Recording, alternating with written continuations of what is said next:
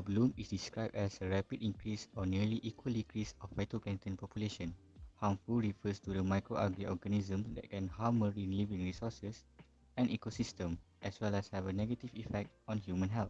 A diverse group of algal species, including diatom, flagellate, chirosophyte, and dinoflagellate, can cause harmful blooms and produce toxin. These organisms can form scums on the sea, covering the beaches with biomass or exudate, and deplete oxygen levels through excessive respiration or decomposition, and resulting in red, brown, or green tides. Here are some of the factors that are thought to be involved in the development of harmful algal blooms. One of the most significant factors in the production of HABs is coastal emission from different sources such as domestic and industrial effluents. In most cases, nutrient enrichment causes eutrophication, which result in algal bloom. Some of fish are harmful to aquatic organisms and humans. The next one is dust storm and metals. According to satellite studies conducted by the University of South Florida College of Marine Science, red tide occurs by giant dust clouds that blow across the Atlantic Ocean from the Sahara Desert to the Gulf of Mexico. This cloud, according to data, fertilized the water of the coast of West Florida with iron. A combination of iron and phosphorus is required to increase the photosynthetic activity of Limbia majuscule, thus causing a bloom. The next one is climate change and increase in temperature. Temperature changes influence circulation patterns, lengthen stratification times, and change the physical structure of the water column, which together favor the occurrence of HABs. Next, upwelling of ocean. Upwelling is the term for ascending or vertical motion caused by oceanic circulation, which affects environmental conditions, increases nutrient content in the euphotic zone, and thus increases the region's productivity. The last one is unhealthy coral reef. Healthy coral reefs are free of external algal growth. Meanwhile, unhealthy condition or coral mortality caused by oil contamination or sediment accumulation cause calcareous material and algae to encrustation corals, which may lead to the death of zooplankton or higher fishes in the food web. As a result, if a contaminant or development impacts water quality to the point where coral reefs are harmed, Gambia discus toxicus, which is a benthic dinoflagellate that live on dead corals, is likely to bloom, releasing ciguatoxin in large quantities. There are several impacts based on harmful algae blooms. Based on their transvectors, marine toxin diseases are classified into two classes: amnesic shellfish poisoning (ASP), parasitic shellfish poisoning (PSP), neurotoxin shellfish poisoning (NSP), and diarrheic shellfish poisoning (DSP are all caused by toxin found in the shellfish.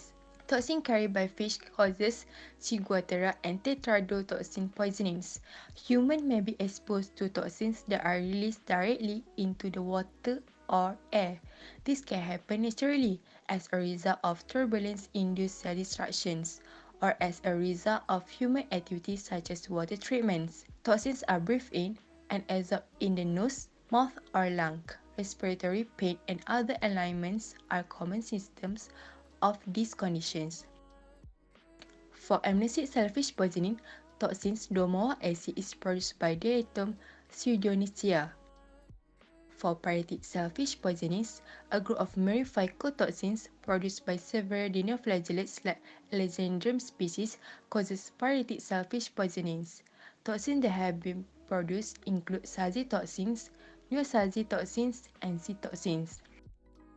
For neurotoxic shellfish poisonings, Carina brevis, the causative species, produce two forms of lipid-soluble toxins, which is hemolytic and neurotoxins, the latter of which is known as brevetoxins. Brevetoxins are toxin-producing dinoflagellates like Gynodinium species. The next one is diarrheic shellfish poisonings. DSP is caused by certain species of dinoflagellates like Dinophases species. They produce okadic acid. The last one is Chiguatera fish poisonings. CFP was caused by dinoflagellate like Zimberdacus toxicus. They produce toxins known as chiguatoxin or mycotoxins. In our opinion, harmful algae blooms have consequences for human, marine and freshwater ecosystem as well as the coastal economies. Human illness caused by harmful algae bloom may be severe or even fatal, despite their rarity. To be toxic to the ecosystem, a bloom does not need to contain toxin. It can also be harmful by depleting oxygen in the water, resulting in anoxic conditions. Bloom can also obstruct light to the lower level organism and even clog or damage fish gills. But not all algae blooms are dangerous. In fact, some may be beneficial. Since phytoplankton is located at the bottom of the marine food chain, all other marine life is reliant on it. Blooms can be reliable indicator of environmental change on land as well as in the sea. Here are some solutions in controlling harmful algae bloom. First is by managing nutrient inputs. According to Martins, nitrogen loading reduction should be coordinated with phosphorus reduction in certain situations so that the nitrogen to phosphorus loading ratio remain high enough to inhibit nitrogen fixing cyanobacteria. For example, the reduction of phosphorus in St. Petersburg, Russia would minimize the biomass of nitrogen fixing cyanobacteria in the Gulf of Finland. In addition, reducing phosphorus load in the most contaminated river could be the most cost-effective way of improving the water quality in Baltic Sea. As a result, a high nitrogen to phosphorus ratio in estuaries or riverine water may be the most important factor in regulating harmful algae blooms in coastal and marine ecosystems. The second solution is through chemical treatment. Internal nutrient regeneration has been observed to impede eutrophication recovery. This impediment is related to the iron concentration in the system. Though the mechanism is not well understood, one possible explanation for this phenomena is that phosphorus co-precipitate with ferric hydroxide in high iron system when oxygen is abundant in the water column. When the iron concentration is low, phosphorus is not regulated by iron co-precipitation and is free to diffuse into the surrounding waters, promoting greater algal growth. It has been discovered that the addition of iron or alum may prevent internal phosphorus recycling, thus maintaining a high nutrient to phosphorus ratio, which also can control harmful algae blooms. Managing the nutrient inputs and chemical treatments has to be controlled and observed at all times, meaning the implementation of those solutions in order to reach its goal may take a long time, as nutrient inputs and chemical substances are always present in ocean which have been affected by human activities and other natural processes. To conclude, harmful algae blooms are a natural process. It's difficult to predict when algae blooms will occur, because despite being a simple plant, algae have an impressive variety of growth and survival strategies. However, as we gain a better understanding of their complexity, our ability to model and predict bloom will increase. Human activities can contribute to harmful algae blooms in a variety of ways, such as agriculture runoff, dissolved chemical introduced into water source from rainfall or irrigation, and sewage treatment plant effluents. All of these contribute to excess nutrient in our waterways. Algae feed on these nutrients. Detention ponds, for example, are a popular siting of freshwater HABs in housing projects. All of this runoff enters the water system and ultimately reaches the ocean, which will then cause algae bloom. There are a few steps in management plan that need to be done before the algal bloom. First is detection and characterization of harmful algal blooms. The aim is to characterize the toxins and metabolites of harmful algal bloom species, to develop sensitive and specific detection methods and toxin standards, and to identify the effects of harmful algal bloom toxins on marine resources and public health. Second is prevention and mitigation of harmful algal blooms impacts. The objective is to develop methods to reduce the likelihood of harmful algal blooms being initiated due to transport of cells or resting stages in ballast water or live organisms such as primarily shellfish and by sediment dredging.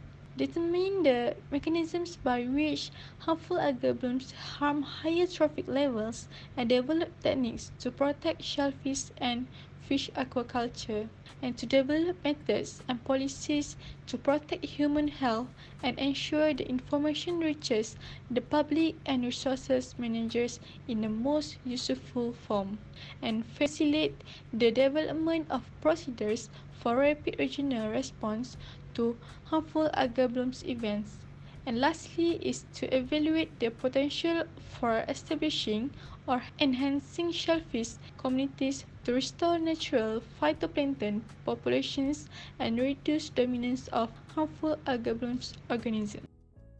Our management plan also include the plan during and after the bloom happen. We call it adjustment plan since it already happened in a time. First of all, during the event, the authority need to implement a health promotion activity awareness on a wide scale. This strategy will make the community aware of the harmful algal bloom and be careful on food selection for their consumption. Next, the authority also need to ban beach activity like collecting the shellfish, forbid the community from going to the beach because humans can be exposed to the disease like skin irritation if they have contact with the harmful algal bloom toxins. Lastly, during the harmful algal bloom, we need to move the fish cage from the path of harmful algal bloom so it will minimize the quantity of fish that's susceptibility to a bloom and prevent the contamination from the toxins.